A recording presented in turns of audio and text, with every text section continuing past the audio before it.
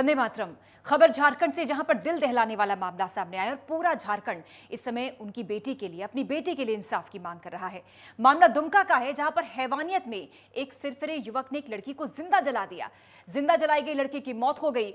बता दें कि लड़की पर शाहरुख ने फोन पर बात करने का दबाव बनाया और जब मासूम लड़की ने नहीं इनकार कर दिया, नहीं मानी, तो उसके घर में घुसकर पेट्रोल छिड़ककर उसे आग लगा दी थी। इसके बाद लड़की को अस्पताल ले जाया गया। इलाज के दौरान आखिरकार मासूम लड़की जिंदगी से जंग हार गई। फिलहाल पुलिस ने आरोपी को गिरफ्तार कर लिया है। लेकिन इस बीच शाहरुख का एक वीडियो और वायरल हुआ। इसमें वो पुलिस कस्टडी के अंदर भी मुस्कुराता हुआ नजर आ रहा है और लगता है कि उसे अपने किए पर जरा भी पछतावा नहीं। ये तस्वीर उस शख्स की, उस आरोपी की, उस हैवानियत की, जो किस तरह से मुस्कुराते हुए आगे बढ़ रहा है, मानो उसे अपने किए पर पछतावा तक ना हो। जिसने एक जिंदगी को खत्म कर दिया, एक परिवार को बर्बाद कर दिया, एक मासूम लड़की के इनकार करने पर उसके घर में घुसकर पेट्रोल डाला और लड़की को जिंदा जला दिया। लेकिन इसे जरा भी शर्म नहीं। पुलिस की हथकड़ी के बीच भी मुस्कुराते हुए बिना पछतावे के आगे बढ़ता रहा, मानो कुछ हुआ ही ना हो। लड़की पर पेट्रोल डालकर उसे आग के हवाले कर दिया। लड़की की जान चली गई, लड़की के परिजन बर्बाद हो गए, उनका पूरा परिवार तबाह हो गया। इंसाफ की मांग पूरा परिवार कर रहा है। न सिर्फ परिवार, बल्कि पूरे झारखंड से ही आवाज आ रही है कि लड़की को इंसाफ मिलना चाहिए। लेकिन जरा देखिए इस हैवान को, इस आरोपी को, जो इतनी बड़ी घटना करने के बावजूद भी मुस्कुराते हुए आगे बढ़ रहा है। दुमका की बेटी मांगे इंसाफ।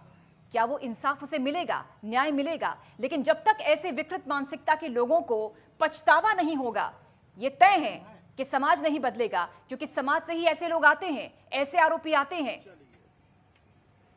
जिन्हें गुरेज नहीं किसी की जान लेने से। एक लड़की ने बात करने से इनकार किया, उस लड़की के घर में घुसकर इस शख्स ने पेट्रोल डालकर उसे आग के हवाले कर दिया। जगह जगह लोगों में नाराजगी है। प्रशासन, सरकार अब अलर्ट मोड में है। राज्यपाल ने मामले का संज्ञान लिया और डीजीपी और गृह सचिव को तलब किया है। लेकिन कहते हैं कि अब पछताए होत का, जब चिड़िया चुग गई खेत, पूरा परिवार खत्म हो गया, तबाह हो गया, उसके बावजूद अब संज्ञान लिया तो किस बात का? अगर प्रशासन, अगर कानून सख्त होता तो क्या इतनी बड़ी वारदात हो पाती? इससे जो है ये क्रूरता घटना से पूरा दुमका और झारखंड सहित बहुत ही मर्माहत है। और जिस तरह से घटना घटी है, इससे हम लोग सभी दुखी हैं। और साथ ही साथ कहेंगे कि जो भी व्यक्ति इस तरह की घटना किया है उसको बहुत जल्दी फांसी का सज़ा मिले, ये भारतीय जनता पार्टी का मांग है। और हम कहेंगे कि प्रशासन से भी उसको जो है मुआवजा मिले।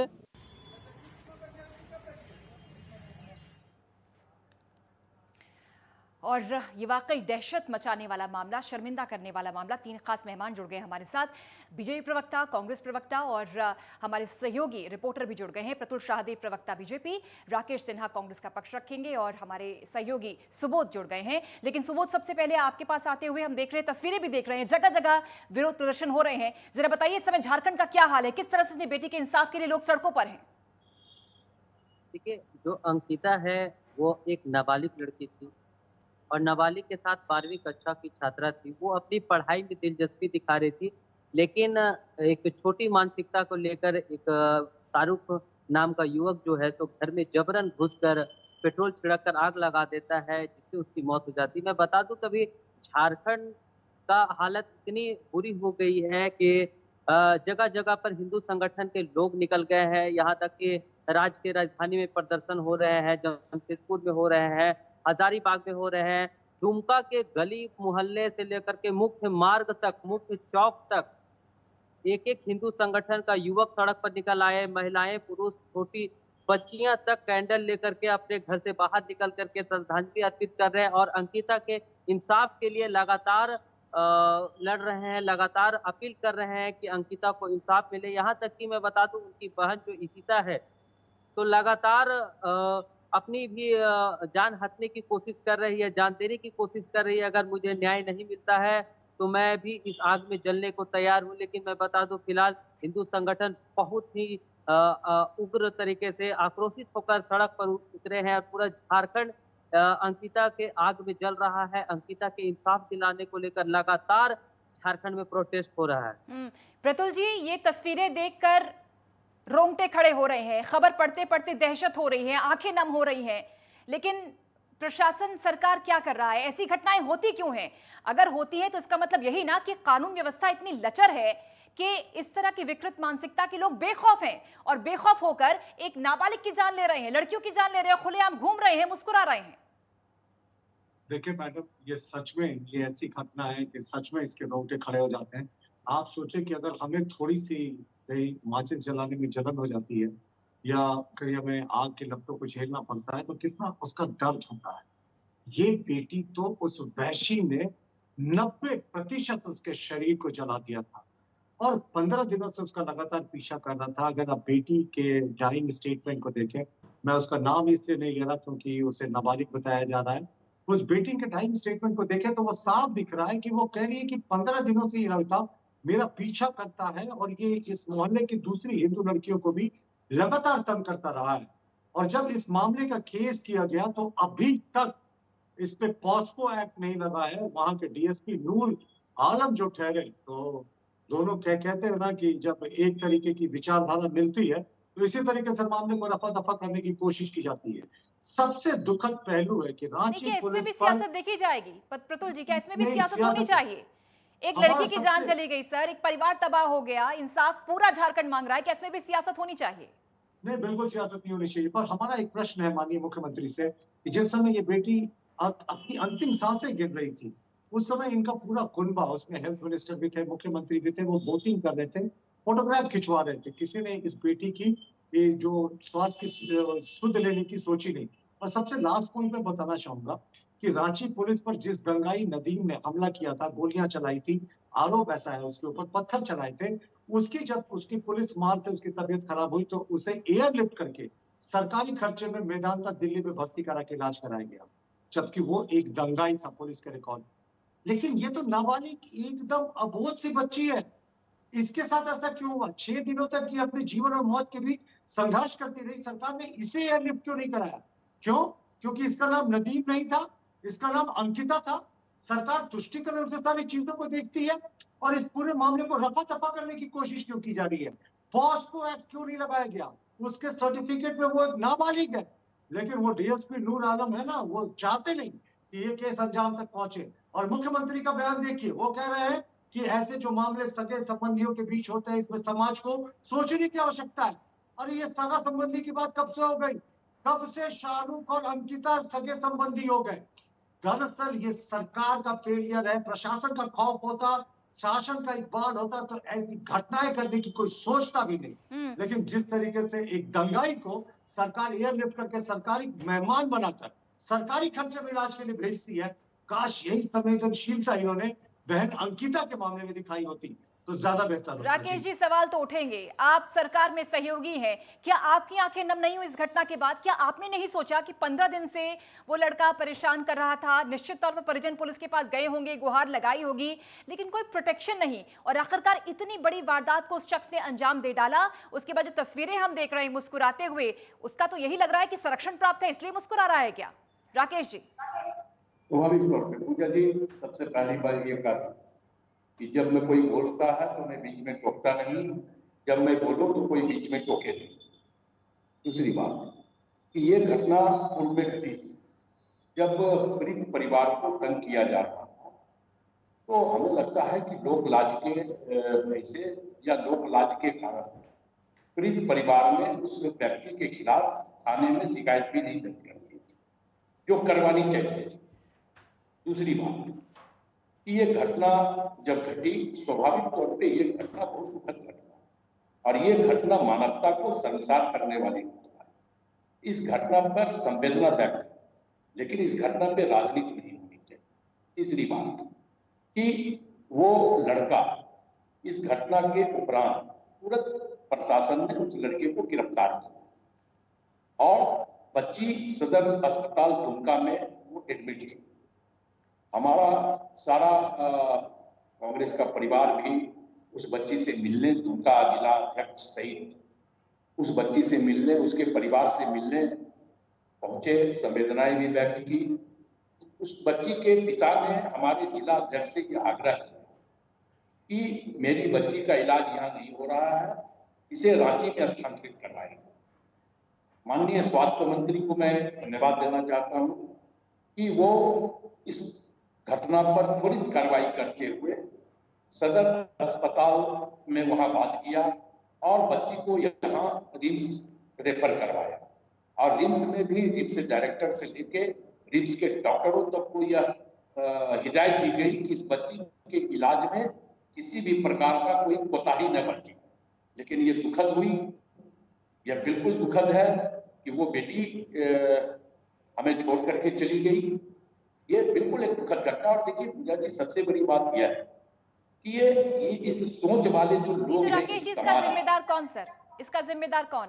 अगर वो बेटी, उसके परिजन पुलिस के पास नहीं गए जैसा कि आप कह रहे हैं, क्यों नहीं गए? क्या इसके पीछे ये भी तो वजह हो सकती है कि अगर किसी में आस्था ही नहीं है, उनको अगर ये लगता हो कि पुलिस उनके लिए कुछ करेगी नहीं, तो शायद इस वजह से नहीं गए हो? पूजा जी, ये बातें मीडिया के टीआरपी के लिए जरूर बढ़ सकती है कि आस्था, लेकिन मैं ये समझता हूं कि बहुत सारे केसेस सिर्फ झारखंड में नहीं बल्कि पूरे देश में ऐसे बहुत सारे केसेस होते हैं जहां इस प्रकार की घटना को लेकर कोई बात एक लोक भय के कारण या लोक लाज के कारण वो थाना में एफआईआर नहीं ठीक, करवाता। राकेश जी, चूंकि हमारे रिपोर्टर वहीं पर हैं और ग्राउंड जीरो की हकीकत सारी जानते हैं, सुबोध आपके पास आते हुए पहले तो ये बताइए कि जब ये पूरा घटनाक्रम हो रहा था, क्या परिजन पुलिस के पास गए? अगर नहीं गए तो उसके पीछे की क्या वजह रही? देखिए पूजा, मैं बता दूं कि जब घटना घटी तो अस्पताल, एक परिजन उन्हें अस्पताल ले जाने के साथ साथ पुलिस को भी लिखित आवेदन त्वरित रूप से दिया गया था। लेकिन पुलिस ने इस कार्रवाई के खिलाफ कोई एक्शन नहीं लिया, जिससे यह बड़ा कदम आज अंकिता की मौत हो गई। मैं बता दूं, जानकारी के मुताबिक, जो मेरे पास जानकारी तत्काल मौजूद है, कि अंकिता पर जब पेट्रोल छिड़की गई थी तब लगातार उसके इलाज, प्राथमिक उपचार जो दुमका के सदर अस्पताल में है वहाँ किया गया, वहाँ से तुरंत उसको रेफर रिम्स किया गया था। लेकिन इस बीच एक परिजन के सदस्य जो है सो स्थानीय थाना में आवेदन भी दिया था, यहाँ तक कि उनके परिजन जो है सो एसपी कार्यालय तक का भी चक्कर लगाए थे। मैं बता दूं कि पिछले 2 वर्षों से जब मोबाइल पर लगातार अंकिता को फोन कॉल्स किए जा रहे थे, तो इसके विरोध में उनके जो परिजन है, अंकिता की माँ है वो और उसकी बहन इशिता, लगातार जाकर के पीड़िता भी, अंकिता भी उस समय जिंदा थी, वो लगातार थाना में जाकर के शाहरुख के खिलाफ शिकायत की थी कि इस तरह की घटना मेरे साथ हो रही है, लगातार मुझे एक लड़का परेशान किया जा रहा है। लेकिन बीच बचाव में किसी तरह का कोई पुलिसिया एक्शन नहीं होने के कारण आज इतनी बड़ी घटना घटी है। राकेश जी, अब तो हमारे बता रहे हैं सहयोगी कि लगातार उसके परिजन जाते रहे, आवेदन देते रहे, गुहार लगाते रहे, लेकिन कोई मुस्तैदी पुलिस ने नहीं दिखाई। आपके सहयोगी बहुत संजीदा है दुमका में, वो बात मैं मान लेता हूँ, लेकिन जहां तक मुझे जानकारी प्राप्त है पूजा जी, कि इस घटना के बाद परिजन ने थाने में जाके एफआईआर दर्ज करवाया और प्रशासन ने उस व्यक्ति को गिरफ्तार किया। ठीक, जब सब कुछ हो गया तब गिरफ्तारी होगी। प्रतुल जी, ये सब सुनने में अच्छा लगता है सर कि सियासत नहीं होनी चाहिए, हम संवेदना प्रकट करते हैं, ये घटना निंदनीय है, लेकिन ये तब क्यों होता है जब इतना बड़ा घटनाक्रम हो जाता है, एक परिवार टूट जाता है, एक बेटी जिंदा जल जाती है, तब क्यों होता है? पूजा जी, मैं क्षमा चाह रहा हूँ क्योंकि हम लोगों की मीटिंग भी चल रही है, इसलिए मैं क्षमा चाह रहा हूँ। संवेदना होती। ठीक, राकेश जी, शुक्रिया जुड़ने के लिए, शुक्रिया आपका राकेश जी, समय देने के लिए बहुत शुक्रिया। राकेश जी की चूंकि मीटिंग है इसलिए समय की उनके पास कमी, लेकिन जिम्मेदारी चूंकि सरकार की है, प्रशासन की है, पुलिस की, इसलिए सबसे ज्यादा सवाल तो सत्ता से ही पूछे जाएंगे। लेकिन फिलहाल प्रतुल शाहदेव हमारे साथ बीजेपी प्रवक्ता हैं। प्रतुल जी, जैसा कि मैं कह रही हूं कि संवेदना सब जाहिर करते हैं, सबको दुख है, लेकिन इस दुख के पीछे की वजह यह है कि समाज में ऐसे विकृत मानसिकता के लोग हैं जो खुलेआम बेखौफ होकर ऐसी वारदातें करते हैं और जब उनकी गिरफ्तारी हो जाती है तो मुस्कुराते हैं। इस मुस्कुराहट को देखकर कितनों के लोग जल रहे, कितनों के दिल जल रहे होंगे झारखंड में। प्रतुल जी, देखिए, मैं राकेश सिन्हा को सुन रहा था, उन्होंने कहा कांग्रेस की कोई मीटिंग है, लेकिन ऐसे सार्वजनिक रूप से कांग्रेस के न तो वेबसाइट पे न तो कांग्रेस के व्हाट्सएप ग्रुप में कोई मीटिंग था। उन्हें पता था कि उन्हें कड़वे प्रश्न का सामना करना पड़ेगा, इसलिए उन्होंने कन्वीनियंटली मीटिंग का बहाना करके डिस्कशन को छोड़ दिया। देखिए, हमारा कुछ इंपॉर्टेंट पॉइंट्स है। आपके रिपोर्टर ने भी कहा कि इसकी सूचना थाने को दी गई और हर एक बात लिखित रूप से नहीं दी जाती, मौखिक रूप से भी दी जाती है। और सबसे इंपॉर्टेंट होता है किसी मृतका का डाइंग डिक्लेरेशन। उस बेटी ने अपने डाइंग डिक्लेरेशन, जिसका वीडियो सोशल मीडिया पे मौजूद है, उसने कहा 15 दिनों से वो लगातार उसे तंग कर रहा था और इससे पहले भी उसने उस इलाके की हिंदू लड़कियों के साथ शारीरिक संबंध बनाने के लिए जबरन जोर किया था। और पुलिस कहती है कि हमें इस पूरी घटना की जानकारी नहीं। देखिए, जब सिस्टम पर लोगों का विश्वास उठ जाता है, जब थाने में कंप्लेंट करने के बाद भी कोई कार्रवाई नहीं होती है, तो लोगों का विश्वास सिस्टम से उठेगा ही। हमारा फिर से यही मानना है कि बेटी अंकिता के साथ जो भी कोई हुआ, इनका बेहतर इलाज के लिए इन्हें हायर सेंटर रेफर जब रिम्स ने किया, जब रिम्स ने कहा कि हमारे पास इनके इलाज करने के समुचित साधन नहीं है, इन्हें हायर सेंटर रेफर करना चाहिए, तो उस समय सरकार सैर सपाटे में बिजी थी, मुख्यमंत्री पिकनिक मना रहे थे। स्वास्थ्य मंत्री जिनका घर इस पूरे रिम्स जहां इसका इलाज चल रहा था वहां से सिर्फ 2 किलोमीटर है, उन्होंने जाने की जहमत नहीं उठाई। मुख्यमंत्री का आवास 4 किलोमीटर दूर है, जाने की जहमत नहीं उठाई, और ये 6 दिन जीवन और मौत के बीच में लड़ती रही। तो ये साफ दिखाता है कि ये सरकार असंवेदनशील है। उसके पिता को मैं एक दूसरे चैनल पे अभी सुन रहा था, उन्होंने कहा कि झारखंड मुक्ति मोर्चा कांग्रेस का कोई नेता नहीं आया। साहब, हम नहीं चाहते कोई नेता, लेकिन मंत्री जो स्वास्थ्य मंत्री कांग्रेस के कोटे से हैं, उन्हें तो जाकर बेहतर इलाज की व्यवस्था करनी चाहिए थी। कैसे 1 घंटे में मुख्यमंत्री कार्यालय के आदेश पर एक दंगाई, और मैं दंगाई शब्द का प्रयोग कर रहा हूं क्योंकि उसके खिलाफ दंगा के मामले हैं, नदीम को एयरलिफ्ट करके मैदान तक पहुंचाकर उसकी जान बचाई जा सकती ठीक है, तो ठीक बेटी प्रतुल जी, अंकिता बिल्कुल। की क्यों नहीं? ये प्रश्न सभी के जहन में है, लेकिन प्रतुल जी, तस्वीरें हम देख रहे हैं, लोग सड़कों पर हैं, इंसाफ की मांग उठा रहे हैं, और ऐसी ही सिचुएशन में जब ऐसी ऐसी समस्याएं सामने आती हैं, ऐसी घटनाएं सामने आती हैं, तो और भी ज्यादा उन्माद फैलता है। बतौर विपक्ष आपकी भी बहुत जिम्मेदारी है प्रतुल जी कि ऐसे संवेदनशील मामलों पर समाज को शांत किया जाए। नहीं, हम बिल्कुल चाहते हैं कि लोग शांति बनाकर रहें, लेकिन देखिए, ये साइमल्टेनियस आक्रोश है, ये किसी पार्टी का स्पॉन्सर्ड आक्रोश नहीं है। लोग बिल्कुल इस बात से, उन्हें ये बात पच नहीं रही है कि बेटी अंकिता का बेहतर इलाज क्यों हुआ, और कैसे वो मुस्कुराता हुआ शख्स, आप सोच सकते हैं वो कितना वहशी दरिंदा होगा कि इतने बड़े वारदात को अंजाम देने के बाद भी उसके चेहरे पर शिकन नहीं है, वो मुस्कुरा रहा। ऐसा लग रहा है जैसे उसे पता है कि ये सिस्टम उसका कुछ बिगाड़ नहीं सकता। तो ये आक्रोश, यही सुबोध, क्या मुस्कुराहट के वास्तव में खिलाफ। इस मुस्कुराहट के पीछे इस आरोपी की यही मानसिकता है कि कोई कुछ कर नहीं सकता? आप देखिए देखिए पूजा, सुबोध, देखिए पूजा, मैं बता दूं इस घटना के बाद क्या आलम है। झारखंड के पूर्व मुख्यमंत्री और विपक्ष के विधायक दल के नेता जो बाबूलाल मरांडी है झारखंड में, लगातार जो डीएसपी है दुमका के नूर मुस्तफा पर आरोप भी लगाया है कि एक मुस्लिम डीएसपी जो है, उन्होंने ये शब्द का प्रयोग किया है कि नूर मुस्तफा डीएसपी के पदस्थापित होने के कारण बेटी अंकिता को न्याय नहीं मिल सकेगा, बहन अंकिता को न्याय नहीं मिल सकेगा। चूंकि शाहरुख उसी कौम से बिलोंग करता है जिस कौम से डीएसपी है।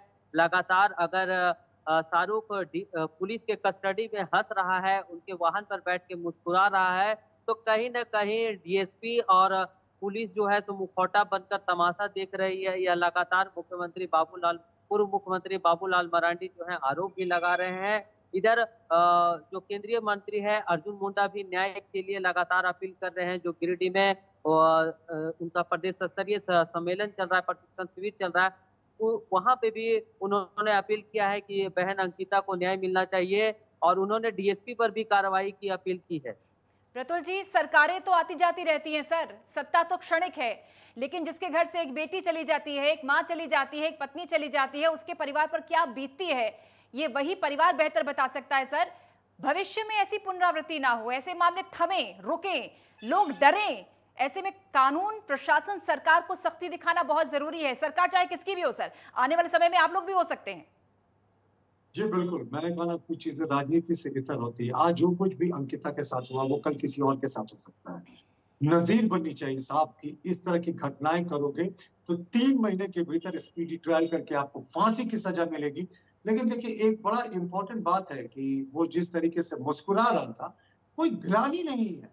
ऐसे लोगों को सिस्टम का प्रोटेक्शन रहता है। और आपको मैं आपके चैनल में बहुत जिम्मेवारी के साथ बता रहा हूँ, वो नाबालिग थी, उसका जो स्कूल का सर्टिफिकेट था क्लास 10 का, उसमें वो नाबालिग है, लेकिन फिर भी डीएसपी नूर मुस्तफा ने उसे बालिग दिखाते हुए पॉस्को एक्ट नहीं लगाया।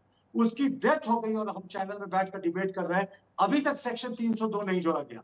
तो ये प्रशासन लीपापोती कर रहा है। ऐसी लीपापोती होगी तो ऐसी घटनाएं की पुनरावृत्ति होगी। जी, शुक्रिया आपका प्रतुल शाहदेव जी जुड़ने के लिए। सुबोध गुप्ता अपडेट देने के लिए बहुत बहुत शुक्रिया। एक परिवार से उसकी बेटी चली गई, परिवार खत्म हो गया, परिवार को वो बेटी वापस नहीं मिल पाएगी, लेकिन सियासी वार पलटवार लगातार जारी है। लेकिन सबसे बड़ा सवाल और सबक हम सभी के लिए, चूंकि हम समाज का हिस्सा हैं और ऐसे ही समाज से निकलते हैं ऐसे विकृत मानसिकता के लोग जो ऐसी बड़ी घटना को अंजाम देने से गुरेज नहीं करते। कमी कहाँ है, सोचना सबको मिलकर होगा। फिलहाल एक ब्रेक के लिए रुक रहे हैं। आप जुड़े रहिए नेटवर्क 10 के साथ। जय हिंद।